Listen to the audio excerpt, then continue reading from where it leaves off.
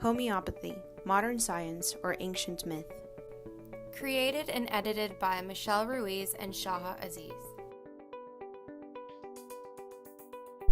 Homeopathy is proclaimed to be a gentle form of healing that treats with minimal doses and has virtually no side effects.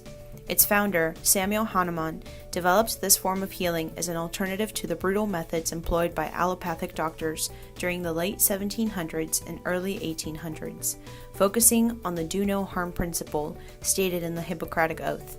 However, during this same time period, other sects of alternative medicine were arising in the United States, such as herbalism and dietetics, which also aimed to cure through natural means.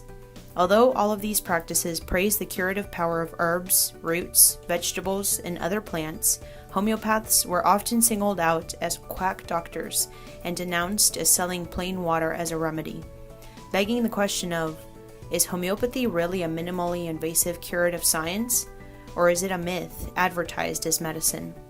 Why does it experience pushback not only from orthodox doctors, but also from other branches of alternative and complementary medicine?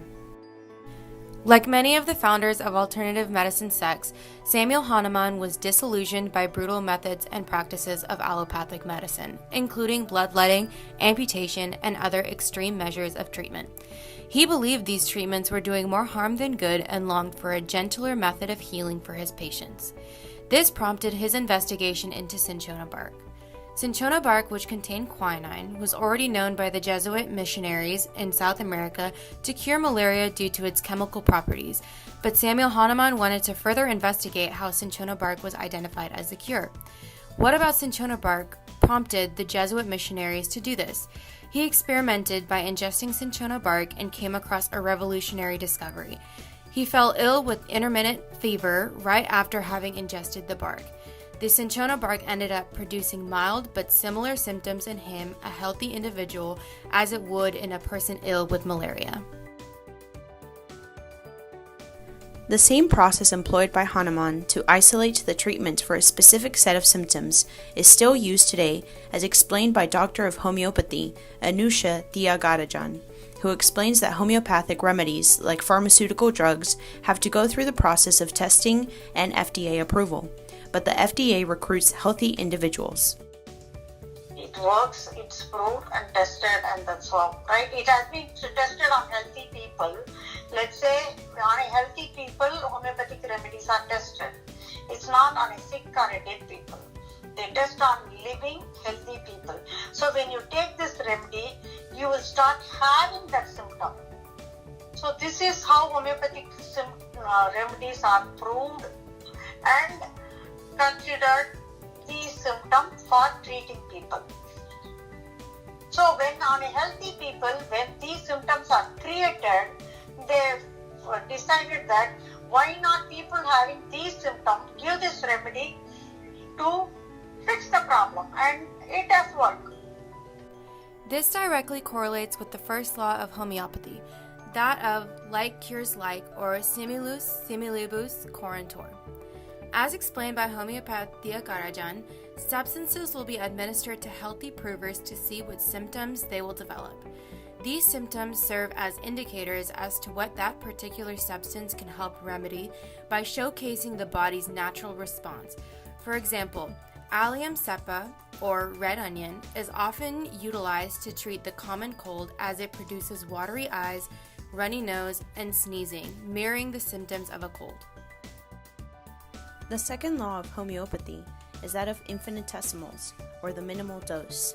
The aim is to create a remedy through dilution that yields maximum therapeutic effects while having minimal side effects. Here is the dilution process as explained by Dr. Carl Robinson, MD. They pull the plant up and they either use the flower, the stems, the roots, or the whole thing. Let's say they use the whole. They stick it in a vat of 90% alcohol. And they drain it, strain it out. You have a vat or a bottle full of this substance, and we put one drop in there, and then with a dropper you add 99 drops of water, and then you put the lid on, and you tuck it under your fist, and you activate it 20 times. That's the first potency. which is 1/100th. Yeah. Then from this vial, you take 1 drop, and you get another fresh vial, and you put it in there, Okay. add 99 drops, second one.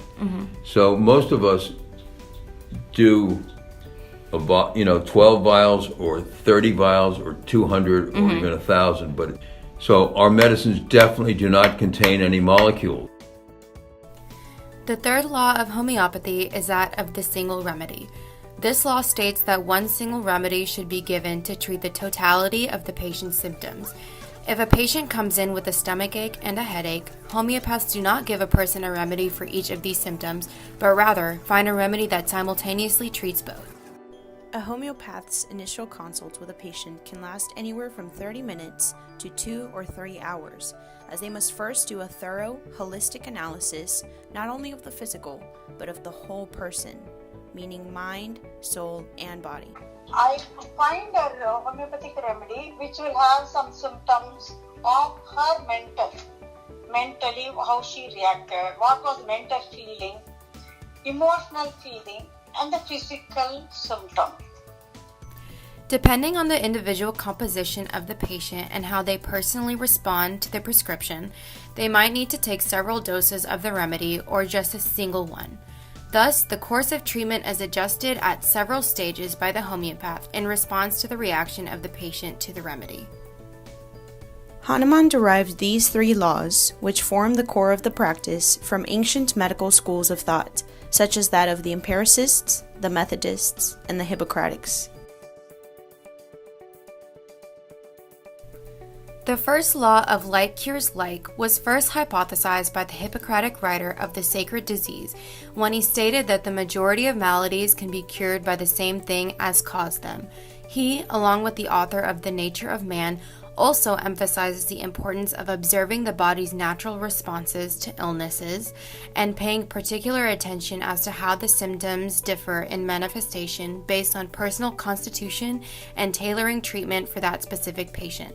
Homeopathy further aligns with the author of The Nature of Man by focusing on not just treating the symptoms, but locating the specific cause, whether physical or mental. This also aligns with how the empiricists approached illness in that they believed that the individual's personal constitution would change how a disease may manifest itself and thus change the applicable remedy. For example, 2 individuals may display the same symptoms, but the symptoms may be the result of different agents. Thus, the remedy prescribed would also have to differ in order to treat the cause of the disease. Further, like the empiricists, homeopaths give utmost attention to record keeping and make thorough notes regarding not only known remedies, but also patient history. They likewise emphasize that in order for a remedy to be effective, the patient must regard their diet and regimen, staying away from intemperate food, especially refined sugars, GMOs, and highly processed food, according to Dr. Carl Robinson. The homeopathic theory of like cures like also reverberates the Methodist ideal that in order to cure a disease, the remedy must propagate the body's natural response because the symptoms that are produced are indicative of the cure.